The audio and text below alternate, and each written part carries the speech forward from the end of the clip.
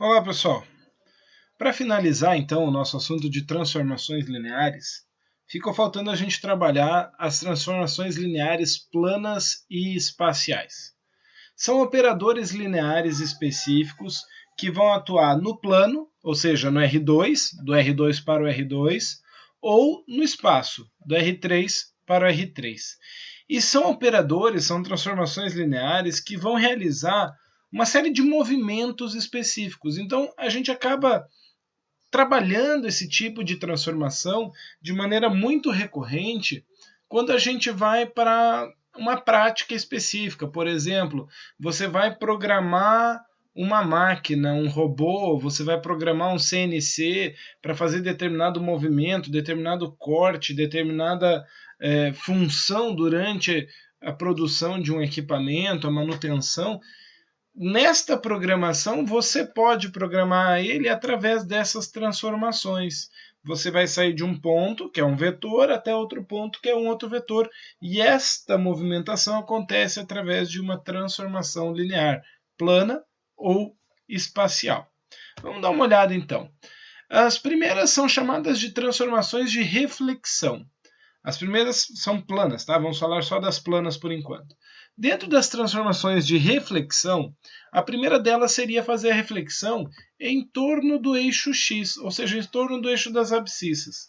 Como se o eixo das abscissas fosse um espelho. Se o ponto está acima do eixo, a sua reflexão vai aparecer abaixo do eixo.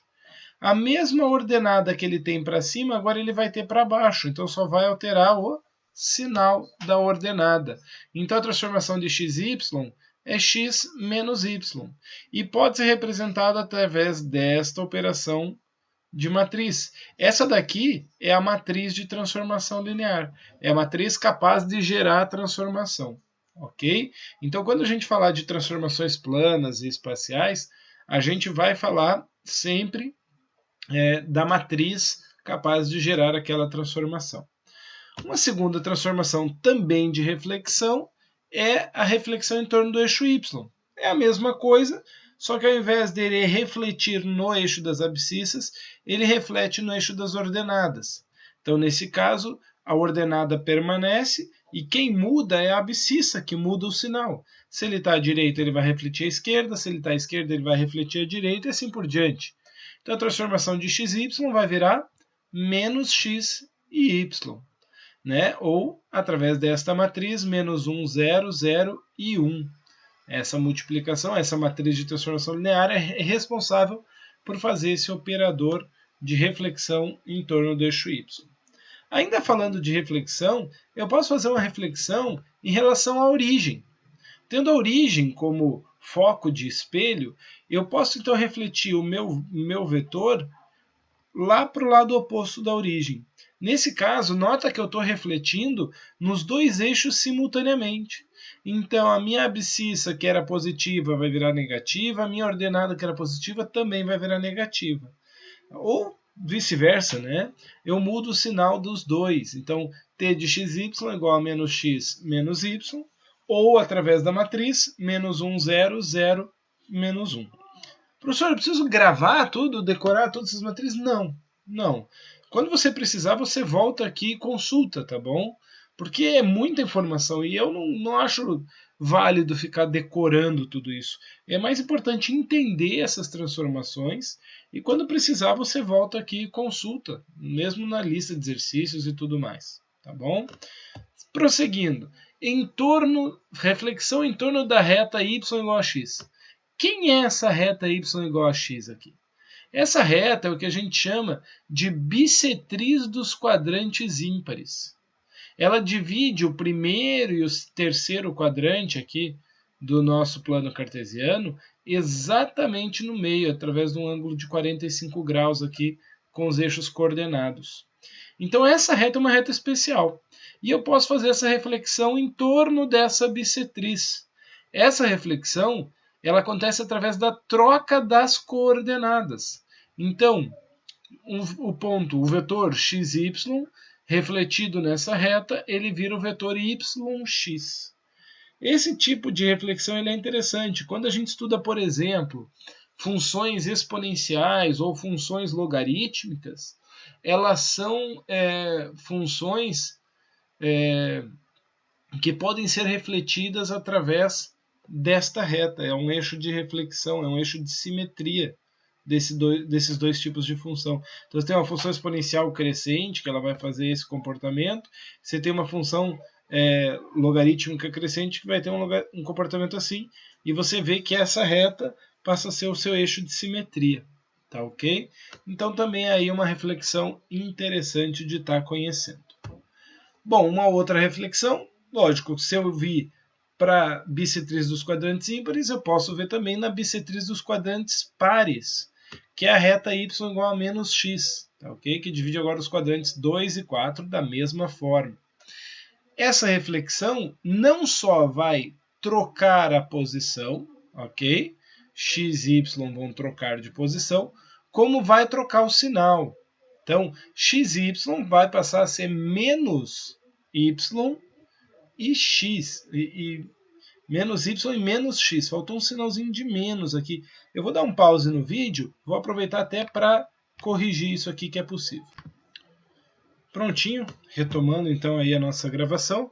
Como você pode ver aqui, a gente tem então a reflexão em torno dessa bissetriz dos quadrantes pares, menos y menos x. Ou seja, além de trocar as duas coordenadas de um lugar, você pega o oposto delas. Certo? A matriz de transformação linear é essa matriz, 0, menos 1 e 0. Se a gente voltar ali, né, é parecida com essa matriz, que era 0, 1, 1, 0. Na verdade, eu só fiz ali a mudança também dos sinais, né?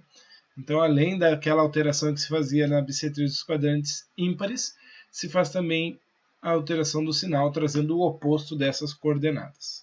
Beleza? Então, essas são as transformações lineares planas de reflexão.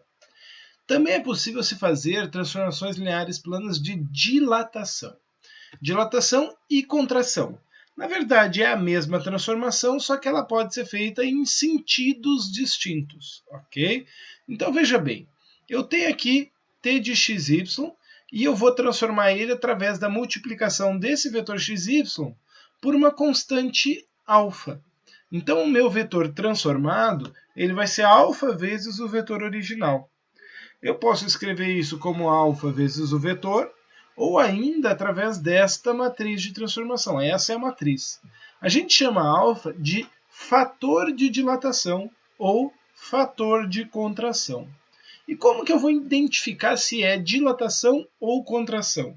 Né? Nesse caso, eu estou fazendo na direção do vetor, ou seja, eu estou alterando as duas coordenadas simultaneamente. A direção do vetor é essa reta, que é infinita para um lado e infinita para o outro. Beleza? Se o módulo do vetor aumentar, eu estou falando de uma dilatação. Se o módulo do vetor diminuir, eu estou falando de uma contração. Bom, então a gente tem que se o módulo de alfa é maior que 1, vai ter um número maior que 1 multiplicando o vetor, você vai ter um resultado maior do que o vetor xy. Isso é o que a gente chama de dilatação. Já se o módulo de alfa for um valor menor que 1, você vai ter a contração do vetor. O resultado vai ser um vetor menor do que o teu vetor original. E ainda, se o alfa é exatamente igual a 1, essa transformação é aquela que a gente viu já umas aulas atrás, de algumas transformações especiais, é o que a gente chama de transformação identidade, ou seja, o resultado vai ser o próprio vetor. Você pega 1 vezes xy, permanece xy. E se esse alfa for negativo, além de você dilatar ou contrair, você tem a troca do sentido. Então a gente tem aqui, por exemplo, um vetor que está indo para o primeiro quadrante, é um vetor localizado no primeiro quadrante. Se eu colocar um alfa negativo, ele vai aparecer um vetor no terceiro quadrante. Se o vetor está no segundo quadrante, ao usar um alfa negativo, vai aparecer um vetor no quarto quadrante. Beleza? Então essas são transformações de dilatação e contração na direção do vetor. Porém, eu posso fazer dilatação e contração não apenas na direção do vetor.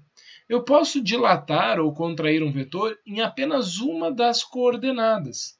Então, ao invés de eu multiplicar por alfa 0, 0 alfa, eu multiplico uma das coordenadas por alfa e a outra eu seguro, eu permaneço com ela. Por exemplo, essa situação aqui. Eu tenho aqui o vetor xy, eu posso multiplicar a abscissa dele por 2, e aí eu vou ter o vetor 2x e y, ou ainda multiplicar a abscissa por meio, eu vou ter meio x e y. Note que todos esses vetores aqui, eles têm a mesma ordenada. Eu fiz uma alteração apenas na abscissa, um alfa vezes x. Então, a minha matriz de dilatação ou contração é alfa 0, 0, 1. Todas as imagens vão ter esta mesma ordenada, vão estar posicionadas nesta reta aqui. Lógico, se o meu alfa for negativo, eu vou mudar para outro quadrante, mas vai continuar nessa reta. Nunca vai vir para os quadrantes de baixo, porque o y não muda, ok? Então, eu tenho dois casos. O alfa sendo maior que 1, eu vou ter o t dilatando, e o alfa estando entre 0 e 1, eu vou ter o t contraindo. O mesmo vale para os alfas negativos, né? Se o módulo for maior que 1, ele dilata no outro sentido, e se o alfa for menor que 1, o módulo dele menor que 1, ele contrai, mas no outro sentido ali, tá ok? Dilatação na direção do eixo y, muito semelhante, como a gente viu. A diferença agora é que o x permanece, então é 1, 0, 0 alfa. O fator de dilatação ou contração agora vai atuar apenas na coordenada y, podendo dilatar ou contrair da mesma maneira.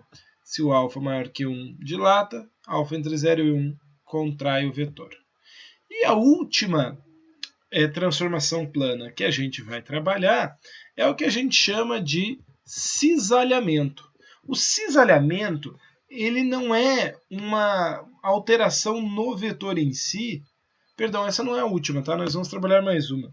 Mas o cisalhamento, ele não é uma alteração no vetor em si, mas um deslocamento do meu plano, fazendo com que o vetor ele se estique, né? Você está vendo ali, ó, é como se eu tenho aqui um retângulo, eu segurasse, fixasse a origem e pegasse esse ponto aqui e puxasse o P para frente. Então, o meu segmento BP passa a ser o meu segmento B'P', tendo o mesmo comprimento de OA. O que era um retângulo passa a ser agora um paralelogramo. Isso aqui é o comportamento de um cisalhamento. Ou seja, eu tenho um fator de dilatação nesse meu vetor, mas esse fator de dilatação, ele vai ser em função da ordenada y. Então, olha só o que eu tenho aqui. Ó. Eu mudo o vetor xy para x mais alfa y, e o y eu mantenho. Eu mantenho a ordenada e faço um cisalhamento na direção do eixo x. A minha matriz de cisalhamento, 1 alfa 0, 1, ok? Esse alfa aqui vai ser o fator de dilatação, o fator de cisalhamento, que vai atuar aqui na coordenada y. E aí sim, a última transformação que nós temos é a transformação de rotação. O que é a transformação de rotação?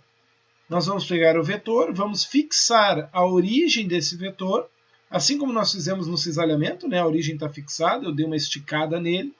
Aqui nós vamos fixar a origem do vetor e nós vamos girar então a sua extremidade livre. O módulo dele permanece, a gente sempre vai fazer essa contagem, esse ângulo de rotação no sentido positivo de ângulo, que é o sentido anti-horário, tá ok? E quando a gente faz essa rotação, ele vai resultar nisso. X cosseno θ menos y seno θ, e a segunda coordenada x seno θ mais y cosseno θ. Eu poderia aqui colocar triângulos retângulos e demonstrar tudo isso para vocês, mas é bastante trabalhoso, tá? Então, vale aqui a gente entender e enxergar especialmente essa matriz de transformação. A matriz de transformação de rotação de um ângulo θ é dado por cosseno θ, menos seno θ, cosseno θ. Nos exemplos a gente vai usar bastante isso daí, vai acabar entendendo como funciona cada uma dessas transformações. Mas como eu falei, não se preocupe em decorar. Nós vamos usar nos exemplos e quando for necessário você volta aqui nos slides e pesca lá qual é a transformação que você quer, qual é a matriz de transformação, que a gente vai usar bastante a ideia de matriz de transformação linear.